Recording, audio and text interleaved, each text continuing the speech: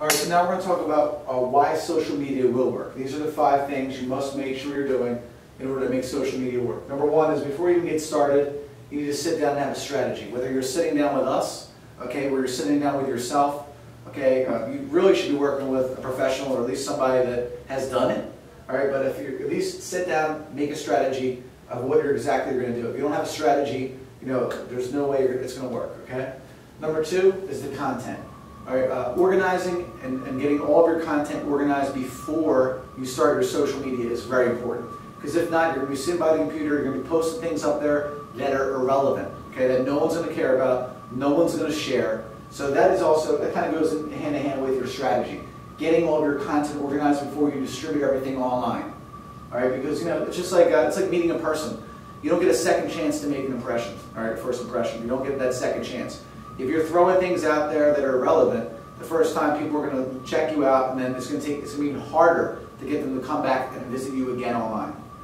All right, number 3 is the tools. Okay, we talked about how it won't work. Okay, well, same thing. If it is going to work, you need to have 2 tools. Number 1, something that's going to capture your leads, whether it's on Facebook, whether it's going to be your landing pages. If you don't have them, you're not going to capture your leads. You're again praying and hoping that they're just going to give you a call from your website. All right, and then also measure your leads. Okay, after you get to that point and you're using all this, then it's really important that you review weekly reports. Okay, what I mean by that is your social reach. Is it growing? Is it shrinking? If it's growing, that means your content's good. If it's shrinking, that means your content's poor.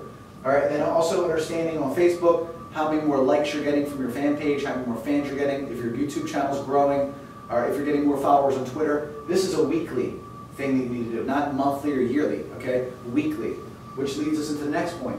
When you have those weekly reports and you're actually understanding what's going on and what's working and what's not working, then it's time to adjust and to adapt, all right, weekly.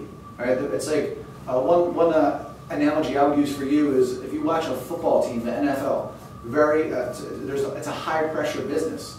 These football coaches, people say like, oh, we got to make adjustments at halftime. All right, the best coaches don't make adjustments at halftime. The best coaches make adjustments immediately. All right, so that's the same thing with your social media. If you wait months to decide, well, you know what, Twitter's not really working for me. All right, you wasted 3 or 4 months. How many hours did you waste on Twitter when you really have nobody in your area that's even on Twitter? All right, or same thing for Facebook. So adjust and adapt immediately, as quickly as you can. Weekly will be good enough for social media, but use that analogy I gave with the football team. The teams that make it to the Super Bowl, they don't wait until halftime to adjust.